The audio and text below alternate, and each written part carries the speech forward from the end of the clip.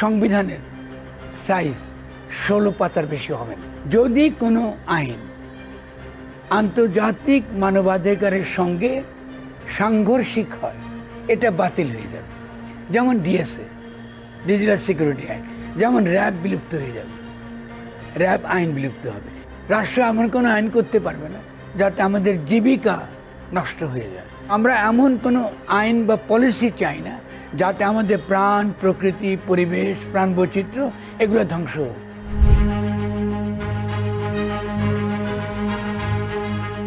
প্রথমত হলো যে আমাদেরকে ধরে নিতে হবে যে গঠনতন্ত্র বাতিল। প্রথম কাজ হলো, এখন ডক্টর ইউনূস যিনি আছেন তাকে বলা হচ্ছে তিনি উপদেষ্টা। কার উপদেষ্টা? চুপ্পুর উপদেষ্টা। তিনি বাংলাদেশের ফ্যাসিস্ট সংবিধানের প্রেসিডেন্ট।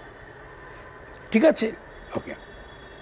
আপনি গণ অভ্যুত্থানকে তাহলে একটা ফ্যাসিস্ট শক্তির অধীনস্থ করে ফেলেছেন।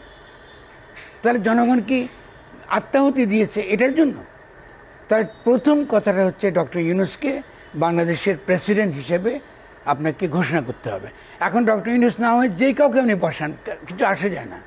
জনগণের যেটাকে বলা হয় পপুলার সভারেন্টি, তাদের অভিপ্রায় যেটা আমাদের সংবিধানে আছে, জনগণের অভিপ্রায় যেটা সার্বভৌম অভিপ্রায়ের যে পরম অভিব্যক্তি, সেই পরম অভিব্যক্তি রূপে আমাদের একজনকে এই প্রধান হিসেবে, রাষ্ট্রের প্রধান হিসেবে প্রথমত ঘোষণা করতে হবে, সংবিধান বাতিল করতে হবে এবং চুপ্পুকে আপনার ইমিডিয়েটলি তাকে বরখাস্ত করতে হবে। প্রথম কাজ হচ্ছে এটা। দ্বিতীয় হলো যে যেসব সেনানায়করা এখন রয়েছেন তারাও কিন্তু শেখ হাসিনার দ্বারা নিয়োজিত। যদি কোনো কারণে মনে করি আমরা তারা বাংলাদেশের জনগণের প্রতি তাদের সত্যিকারের আনুগত্য নাই, এখনও তারা কোনো না কোনোভাবে তারেক সিদ্দিকের সঙ্গে যোগাযোগ রাখছে, শেখ হাসিনার যোগাযোগ রাখছে, তাদেরকে অপসারণ করতে হবে। আর যদি সেনানায়ক আমাদের এখন যিনি আছেন তিনি যদি মনে করেন তিনি জনগণের সঙ্গে থাকবেন এবং তার কিছু ইতিবাচক ভূমিকাও আছে, কারণ সৈনিকরা একটা পর্যায়ে এসে কিন্তু গুলি করতে অস্বীকার করেছে, তাহলে দেখা গেল সৈনিকদের বিশাল একটা অংশ আমাদের জনগণের পক্ষে। তাহলে এই গণ অভ্যুত্থানটা ঘটেছে কাদের ভিত্তিতে? একদিকে ছাত্র, তারপরে জনতা এবং তারপরে সাধারণ সৈনিক। এই তিনজনের মৈত্রীর ভিত্তিতে একটা শক্তি গঠিত হয়েছে। এইটাই শক্তিটা হচ্ছে গণশক্তি, যেটাকে আমরা বলি। এই গণশক্তির প্রতিনিধি হিসেবে অবশ্যই আমরা ডক্টর ইউনূস বা যাকে আমরা ভালো মনে করি তাকে আমরা বলবো যে তিনি বাংলাদেশের প্রধান। তার পরবর্তী কাজ হবে মোটা দাগে দুটা, মানে আরও অনেক কাজ তিনি বলতে পারেন। মোটা দাগে তিনি বলবেন যে বাংলাদেশে এখন যে বিধিবিধান আছে এই বিধিবিধান চালু থাকবে, যাতে আমাদের স্বাভাবিক যেই শাসন, আইন যেটা বলি, আইন আদালত, এটা চলতে থাকবে, আমাদের সরকারের কার্যকলাপ চলতে থাকবে। কিন্তু যদি কোনো আইন আন্তর্জাতিক মানবাধিকারের সঙ্গে সাংঘর্ষিক হয়, এটা বাতিল হয়ে যাবে। যেমন ডিএসএ, ডিজিটাল সিকিউরিটি অ্যাক্ট, যেমন র্যাব বিলুপ্ত হয়ে যাবে, র্যাব আইন বিলুপ্ত হবে। যেমন আপনার ব্রিটিশ কলোনিয়াল আমলের সিপিআর, এটা বাতিল হয়ে যাবে। মানে আপনি এমন কোনো আইন রাখতে পারবেন না যেটা কলোনিয়াল কিংবা শেখ হাসিনার করা এবং যেটা আমাদের মানবাধিকারকে লঙ্ঘন করে। এই হলো দুটা তার প্রধান দুটা দাবি।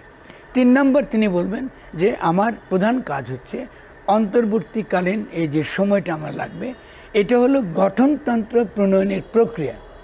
ফলে আমাকে রাজনৈতিক দলগুলো এবং জনগণ আমাকে সময় দেবে এই গঠনতান্ত্রিক প্রক্রিয়ার কাজটা আমি অবিলম্বে যেন হাতে গ্রহণ করতে পারি, এবং রাজনৈতিক দলগুলোকে বলবে আপনারা নির্বাচনের জন্য তৈরি হবেন, কিন্তু এই নির্বাচনটা হবে কিন্তু গণপরিষদ নির্বাচন। এবং এটা করতে গেলে আরও অনেকগুলো আপনি করবেন, যেহেতু এটা আমরা বলছি যে জনগণের অভিপ্রায় কথাটা বলছি। ফলে ডক্টর কামাল হোসেন মধ্যে কাউকে ডেকে নিয়ে মুস্তাফিজা করলে এটা হবে না। এটা করতে হবে জেলায় জেলায়, প্রয়োজনে উপজেলায় ছোট ছোট মিটিং করতে হবে। ডক্টর ইউনূসকে ডাকতে হবে এই মিটিং, ডিসির অধীনে বা উপজেলা ইউএনের মাধ্যমে। সেই মিটিংগুলোতে জনগণ বলবে তারা কী ধরনের রাষ্ট্র চায়, মানে জনগণের অভিপ্রায়কে কংক্রিটলি আপনাকে আনতে হবে তাদের কাছ থেকে। সেখানে রাজনৈতিক দলগুলো থাকবে, তাদের ভূমিকা থাকবে, তারা কী চায় তারা বলবেন যে আমরা কী ধরনের রাষ্ট্র চাই, কেমন, এবং তাদের সে অভিপ্রায়টা সারমর্ম করে পাঠানো হবে একটা ন্যাশনাল, ধরুন কনস্টিটিউশনাল কাউন্সিল বলতে পারি আমরা, যে কোনো নাম দেন, এটা ইম্পর্টেন্ট না। মূল জিনিসটা হচ্ছে ওই যে আলোচনাগুলো আপনি করবেন এগুলোকে বলা হয় গঠনতান্ত্রিক কাউন্সিল বা কনস্টিটিউশনাল কাউন্সিল। কনস্টিটিউশনাল কাউন্সিলগুলোতে জনগণ ডাইরেক্টলি সে পার্টিসিপেট করবে যে বাংলাদেশে এমন একটা আইন হওয়া উচিত যেখানে রাষ্ট্রের কোনো অধিকার থাকবে না মানবাধিকার লঙ্ঘন করে এমন কোনো আইন করুন। এক লাইন। দুই রকম আইন আসতে পারে, জনগণ চাইতে পারে যে আমরা এমন কোনো আইন বা পলিসি চাই না যাতে আমাদের প্রাণ, প্রকৃতি, পরিবেশ, প্রাণ বৈচিত্র্য এগুলো ধ্বংস হোক। 3 নম্বর, রাষ্ট্র এমন কোনো আইন করতে পারবে না যাতে আমাদের জীবিকা নষ্ট হয়ে যায়। এই ছোট যে আইনগুলো দরকার জনগণের ইচ্ছা, তার অভিপ্রায়কে ধরে রাখার জন্য গঠনতান্ত্রিক কাউন্সিলে এটা আপনাকে আলোচনা করতে হবে। এই আলোচনার দ্বারা আপনি যখনই আপনি ঢাকায় চলে আসবে, যেটা যাকে আমি বলছি ন্যাশনাল কাউন্সিল বা ন্যাশনাল কনস্টিটিউশনাল কাউন্সিল, যে নামই তারা দেখলে কেন, নামটা এখানে ইম্পর্টেন্ট না, কনসেপ্টটা খুব ইম্পর্টেন্ট। সেখানে বসে যারা বিশেষজ্ঞ তারা জনগণের এই অভিপ্রায়টাকে তারা সহজ একটা কনস্টিটিউশনাল ফর্মে এটা তারা লিখবেন। সেই সংবিধানের সাইজ 16 পাতার বেশি হবে না, সিম্পল মার্কিন যুক্তরাষ্ট্রের সংবিধানের মতো, খুব ছোট্ট। কারণ জনগণ যেন পরিষ্কার ভাষায় বুঝে অবদ্ধ যে বাংলা আনিসুজ্জামান অনুবাদ করেছেন, এই ধরনের অবদ্ধ বাংলা ব্যবহার করা যাবে না, সহজ বাংলা যেটা সাধারণ মানুষ বুঝে, এটা তার অধিকার। তাহলে এর দ্বারাই আপনি জনগণকেও গঠন করেন। এই জন্য কথাটা গঠন, এই যে প্রক্রিয়ার কথাটা বললাম, এটা শুধু সংবিধান না, এটা একই সঙ্গে একটা গাঠনিক প্রক্রিয়া, এটা একটা কনস্টিটিউটিং প্রসেস। মানে যে পিপল, যে জনগণটা ফ্যাসিস্ট শক্তির বিরুদ্ধে লড়লো, সে নিজেকে পলিটিক্যালি রিকনস্টিটিউট করবার জন্য যে সকল প্রসেসগুলো দরকার সেগুলোকে এনশিওর করাই ডক্টর ইউনূসের দায়, এটা তার দায়িত্ব। এই গণ অভ্যুত্থানের প্রধান হিসেবে এটাই তার কাজ। এবং মনে রাখতে হবে যে এই গণ অভ্যুত্থানের মধ্য দিয়ে জনগণের যে অভিপ্রায়, ধরুন আজকে আমরা যদি সাঈদের কথা বলি বা মুগ্ধের কথা বলি, তাদের মনে তো একটা অভিপ্রায় আছে, এটা লিখিত নাই।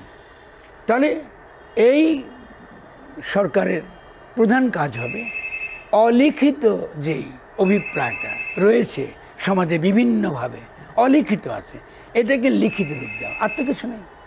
এখন উকিলরা সময় আমাদের সঙ্গে তর্ক করে যে সংবিধান ছাড়া কী করে চলে। এর উত্তরটা খুব সহজ, ইংল্যান্ডে কোনো সংবিধান নেই, লিখিত সংবিধান নেই, নিউজিল্যান্ডের নাই, ইসরায়েলের নাই। ফলে এগুলো উকিলি তর্ক, মানে ফ্যাসিজমের পক্ষে যত রকম যুক্তি দরকার, মানে শেখ হাসিনার এই ফ্যাসিস্ট কনস্টিটিউশনকে টিকিয়ে রাখার জন্য যত রকম আপনার আইন, উকিলি বুদ্ধি, এগুলো has nothing to do with judicial argument or legal argument or political argument, এগুলো একান্তই উকিলি বুদ্ধি। যারা আসলে ওই শেখ হাসিনার সুবিধাভোগী, এরাই কিন্তু এই দাবিগুলো করছে। ফলে আমাদেরকে অবশ্যই এদের সম্পর্কে সচেতন থাকতে হবে এবং এই যে গঠনতান্ত্রিক যে প্রক্রিয়ার কথাটা আমরা বললাম, এই প্রক্রিয়াটাকে অনুসরণ করার মধ্য দিয়ে আমরা সকলে যদি অংশগ্রহণ করি, সকলে আমরা খুব দ্রুত বেগে এই জায়গায় পৌঁছাতে পারি। আপনি যখনই এই গঠনতান্ত্রিক কাউন্সিলের পরামর্শগুলো নেবেন, এর মানে হলো জনগণের অভিপ্রায় কথাটা বলছেন, এটা একটা অ্যাবস্ট্রাক্ট কনসেপ্ট না, জনগণ রিয়েলি পার্টিসিপেট করছে, সে কী চায় সে বলছে, এবং তাকে আপনি সামারাইজ করে ন্যাশনাল কনস্টিটিউশনাল কাউন্সিল এটাকে তারা সামারাইজ করবে এবং তারা গণপরিষদ নির্বাচনে যারা নির্বাচিত হয়ে আসবেন তাদের কাছে তারা এটা পেশ করবেন এবং তারা একটা খসড়া গঠনতন্ত্র পাশ করবেন। খসড়া গঠনতন্ত্র পাশ করার পরে একটা রেফারেন্ডাম হবে, কারণ জনগণ তো তাদের বক্তব্য দিয়েছে। তারা কি পরিষ্কার মনে করে যে তারা যেসব পরামর্শগুলো দিয়েছে এটা ওই সংবিধানের মধ্যে আছে? ঠিক আছে না? ও হয়তো এমনভাবে কথা বলেছে, ওর দৈনন্দিন জীবনের অভিজ্ঞতাতে কথাটা বলেছে, কিন্তু একটা জুডিশিয়াল ডকুমেন্ট আকারে বা একটা গঠনতন্ত্রের আপনার যে ভাষা হিসাবে হয়তো সে ধরতে পারবে না যে তার ইচ্ছাটা, তার অভিপ্রায়ের সঙ্গে তার মিলটা কোথায়। এই জন্য রেফারেন্ডামও দরকার আছে। ফলে আপনাকে কনস্টিটিউশনটা পাশ করতে হবে, গঠনতন্ত্রটা গণপরিষদে আপনাকে অবশ্যই পাশ করতে হবে এবং সেই গঠনতন্ত্র একই সঙ্গে একটা রেফারেন্ডামও জনগণের মধ্যে লাগবে, যেটা আমরা মার্কিন যুক্তরাষ্ট্রে হয়েছে, ওদের যে first amendment, second amendment, third amendment, এটা হয়েছে জনগণের অভিপ্রায়কে ধারণ করার জন্য, ঠিক আছে না? ফলে আমাদেরকে আমরা সিম্পলি একটা গঠনতন্ত্র চাইছি, একটা সিম্পলি ব্যক্তির স্বাধীনতা, ব্যক্তির মর্যাদা, এটাই চাচ্ছি। এটা কিন্তু বলশেভি রেভলিউশন না। ফলে অনেকেই কিন্তু যেহেতু আমার ব্যাকগ্রাউন্ড জানে, বলে ফরহাদ সাহেব উগ্র বামপন্থা, উনি বোধহয় বলশেভি বিপ্লবী। নো, বলশেভি বিপ্লবীর চরিত্র সম্পূর্ণ আলাদা। ওই জায়গায় আমরা যাই নাই। আমাদেরকে এখানে অত্যন্ত পাওয়ারফুল ন্যাশনাল ইকোনমি ডেভেলপ করার উচিত। আমাদের অর্থনৈতিক বিকাশের জন্যে আমাদের যেটা দরকার সেই পলিসি করা, এবং এটা একটা অবশ্যই তার একটা পুঁজিতান্ত্রিক চরিত্র থাকবে, যেটাকে আমরা বলি দ্রুত এবং ত্বরান্বিত বিকাশ। আমাদের অর্থনীতির ভিত্তি, আমরা তো এরকম গরিব থাকতে পারবো না সারা জীবন। আমরা গরিব মানুষকে এক্সপোর্ট করতে পারবো না, এটা আমাদের একমাত্র কি করে আমরা তাদের টাকা দিয়ে আমরা চলতেছি না, এটা বন্ধ করতে হবে। আমাদের এখানে টেকনোলজি লাগবে, আমাদের ছেলেদের পড়াশোনা লাগবে। আজকে চীন দেখেন আমাদের চোখের সামনে কীভাবে বড় হয়ে গেল। 76-এ চীন কোথায় ছিল, আর এখন আজকে চীন কোথায় আছে। ফলে আমাদের তো মডেল হতে পারে চীন। আমরা তো 5 বছর কি 7 বছরের মধ্যে চীনের সমান হতে পারে, শুনতে হাস্যকর লাগতে পারে, কিন্তু এটা খুবই পসিবল যদি আমি আপনাকে যে কথা বলছি সেই কথার মধ্য দিয়ে যদি আমরা এগোই।